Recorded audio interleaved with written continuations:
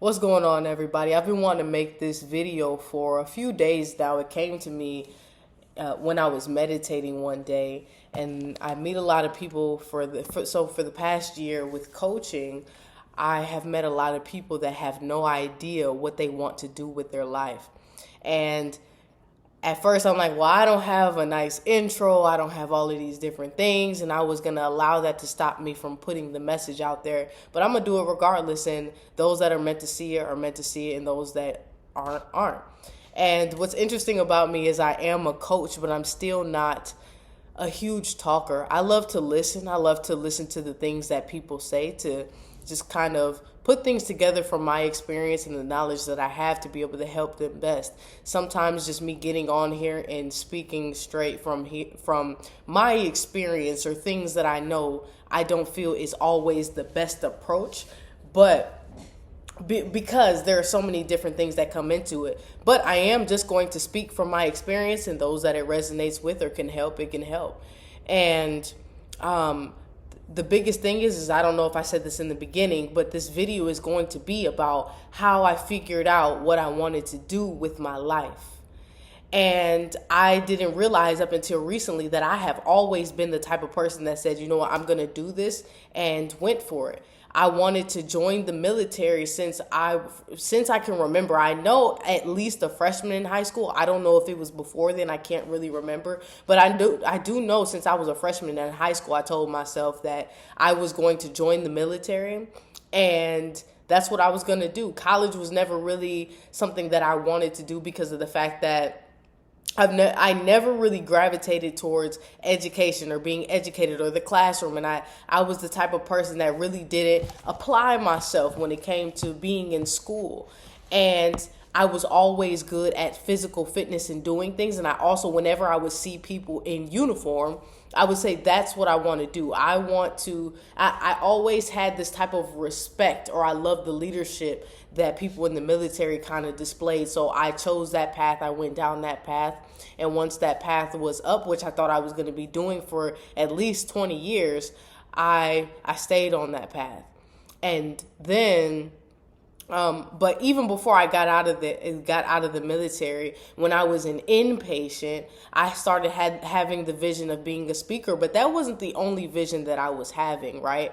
Sometimes I think that we can have multiple visions, and we just have to choose a path, and that's what I did. So a lot of people will get confused, and we'll touch on that when it comes down to choosing something. So number one, when it comes down to, for me, from my personal experience, when it came down to me actually having a vision for my life. Now, there's a difference between having goals and having a vision. For me, a vision is something that is big, that is grand, that is like you have the audacity to dream and have something big, right?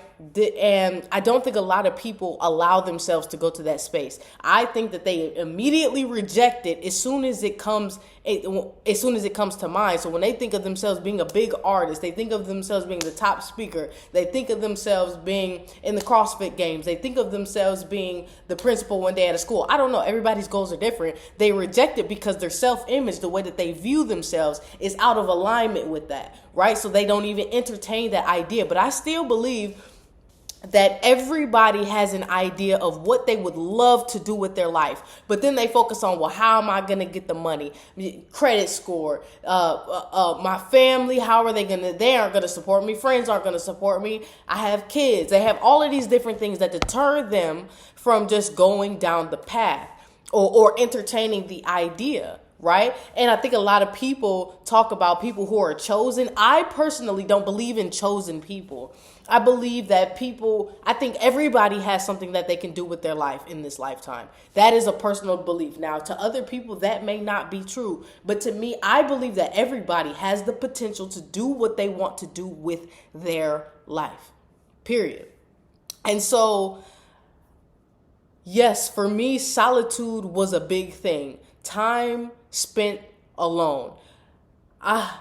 When I've talked about this previously, I thought the first time that I had the vision, like off the top of my head, was when I got out of the military and I had my spiritual awakening.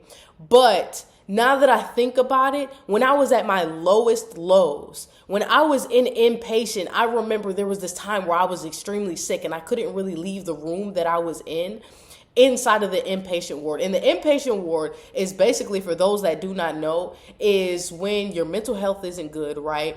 And you're suicidal, you have suicidal ideations, you have suicide attempts, different things of that nature, and they put you to where you can't leave, and they call it the crazy house or whatever. It can have those labels that are placed on it, but I was there, and there was a time where I was extremely sick. I think it may have been COVID, before COVID was even a thing. Well, before it had a label on it, and I had these colds, and then I woke up and I would be in the bed, and like I said, this was my lowest lows. This is when I would have suicidal ideations all the time. I just didn't want to be here, all of these different things. But then I had that solitude, no phone, no distractions, no people, didn't have to be there for anybody, didn't have to answer any texts, no, none of that. Being by myself, that's when I had the vision of me being a speaker. And being like, and I think I kind of was asking myself, like, what would I want to do? Or I don't know. I can't remember the exact process. I'd be lying to you. But I know that is the first time that I saw myself speaking to kids in high schools. That's what it was. I was thinking of myself speaking to kids in high schools and telling them all about, like, mental health and prioritizing yourself and all of these different things, being on the other side of where I was at. And in that moment, that gave me hope that I could make it through what I was making it through. And I kind of held on to it, but it left. I never really entertained it too long. I just remember seeing it then. The next time I saw it was when I got out of the military. I was at another very low, identity stripped of me. I had always been in the military since I signed up at 17, but I shipped off when I was 18. I'm born in September, so then I shipped off October 6th. And so I was 18, and that identity was gone. So then I'm like, who am I? Who am I? I had to dig deep. When I say the lowest lows, I think it doesn't always have to be like that for everybody, but I got to that point. And so that's when the vision became more vivid, and I started thinking of different things, like opening up my own retreat center and all of this stuff, and actually being a speaker, being one of the top speakers. And I held on to it. But around that time, I also, I spend a lot of time alone. I think around that time, I also deleted social media off my phone for a couple months. I think it was like a month or two. So oh my gosh, that was amazing. Maybe another time I'll talk about that experience, but a lot of time alone. And if you don't spend time alone, I highly suggest that you do now. And allow yourself to entertain these ideas, these things that come to you, and not worry about, there's so many different coaches. There are so many artists. There are so many people. Don't focus on that, because the way that you do something is going to be different from everybody else. The way that I say things are going to reach certain people, and the way somebody else says things are going to reach a whole different crowd. There are certain people that I am meant to help. I believe that. I know that I can't help everybody, but there are certain people that I can reach. So number one is solitude. Great things come in solitude, and you can do it voluntarily. It doesn't have to be something where, I don't know if y'all have ever heard, God will put you away when he wants to work on you, but you can choose to, it doesn't have to be a low. You can choose to have solitude before it even happens. So do yourself a favor and maybe set aside 30 minutes to an hour with no distraction, just with self, and ask yourself, what do you want? What would you enjoy doing? What would you want your life to look like? These are very important questions. I think the first thing that everybody should do is figure out what they want to do with their lives. Not want to make $20 an hour, not go work at the gas station. Not that there's anything wrong with these, because these still can be building blocks in life, right? Especially when you're unconscious and you're unaware of the power that you hold within, right? There's nothing wrong with people that work at gas stations. I'm not trying to say that, but I think everybody is much bigger. I think everybody is much, much bigger. I do. And I don't think that there are designated people on this earth that were meant to be bigger. I think everybody can be. Okay, so solitude. The next one is letting go of how, which I talked about briefly.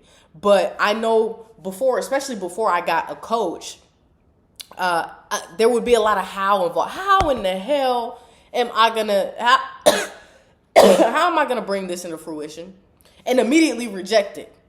I can't entertain it. Don't worry about money. Don't worry about resources. No, none of that. Just figure out what you want and what you want your lifestyle to be like. And wake up every day being willing to expect the unexpected. Is that always easy? No. It's not always easy. It's a process. But at least you know where you're headed with your life. So letting go of the how. Don't try to figure out how you're going to make any of it happen. Just focus on the what. And meditation, visualization. This kind of goes into the solitude, but actually I mixed these up. So with the solitude, right? Meditation, visualization. Visualizing what it feels like to be there.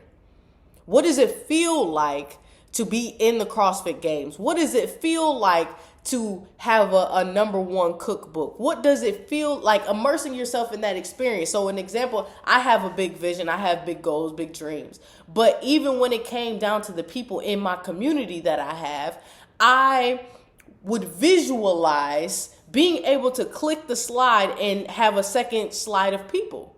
Like two, 3. Now I'm on 3, right? What does it feel? What does the interaction on it feel like? What does it feel? Do I feel gratitude? Is it excitement? Is it how am I when I'm on the calls? I would visualize all of these things, but that's another thing is visualizing the steps in between. Once you have the vision, is visualizing the steps in between, visualizing your day before your next day, right?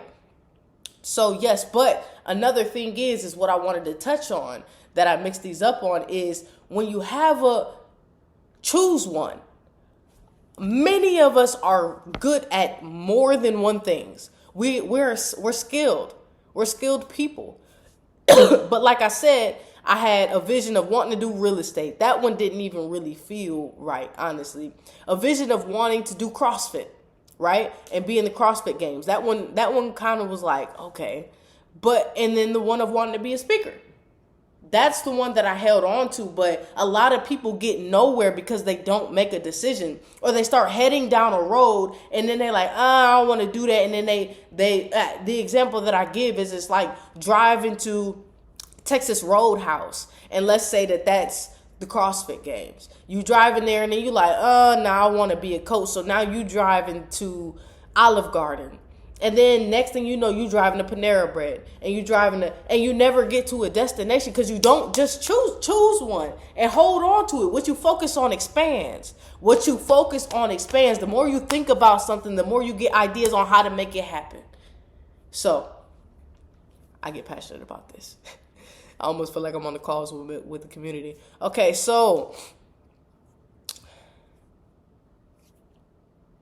Yes. I think I've touched on basically everything. This isn't a very long video. If I ever think of anything else, or I think of how I can make a part 2 to this video, if that's something that y'all are even interested in, 100% I will do that. But let's see. As a bonus one, what I wanted to put is educate yourself on the power that you hold within. Educate yourself on it. And y'all know, anybody who works with me, anybody who has worked with me in the past, anybody who watches me enough understands that I am a mind, body, spirit person. And you have to educate yourself on the power that you hold within. You like that, to me, it builds my faith when I'm constantly, and a lot of people complain about all these self-help books say the same thing. Good, because repetition is important. Repetition is important. I need to have that faith. I need to know that other people have done this and applied it to their life, and it worked. And it worked. And it worked. So educate yourself on the power that you hold within. Some great books, man. Some great books. I didn't even prepare this beforehand, but the first ones that come to mind is Breaking the Habit of Being Yourself by Dr. Joe Dispenza. Man, that book, it put into words some of the things that I have experienced through meditation. The body is the last step of the process. A lot of people really don't get that. You'll have people on here that talk about you can't just think about it and it become yes, you can. It's mind, it's thoughts, feelings, and actions. Yes, I've experienced it. Now, it depends on how emotionally involved I get into my visualization and meditation. Emotional involvement puts that body into action. You ever been so mad and you just start and you watching yourself be mad? Yeah. The emotional involvement of what you impressed upon your mind made that shit very much so real. And you felt like you had zero control. Zero control. Emotional involvement. Emotional involvement. When you're in your visualizations, get emotionally involved. Okay. So yeah, Breaking the Habit of Being Yourself by Dr. Joe Dispenza. It can get a little sciencey. So if you don't want to deal with the sciencey aspect of that, don't read it. But it's worth pushing past it. Another one, 4 Agreements. If you're a beginner in this space of personal growth and development, 4 Agreements. 4 Agreements. That was my first book. It opened up my eyes, and I've read it like 3 or 4 times since then. 3 or 4 times. Great book. What's another great book? Practicing the Power of Now by by Eckhart Tolle. If I'm messing the name up, forgive me. That's a great book. That is a great book. Practicing the Power of Now. Now, there's the Power of Now and there's Practicing the Power of Now. For me personally, the Power of Now didn't resonate. It was going too in depth of things that I already kind of knew, and Practicing the Power of Now just summed up that whole book. And to me, it holds more weight. So yes, if there are any videos that you all want me to create that I feel that I can help with, I will 100% dig inside myself and ask myself how I've overcome these things myself and how I've applied them in my own life. But outside of that, there we go.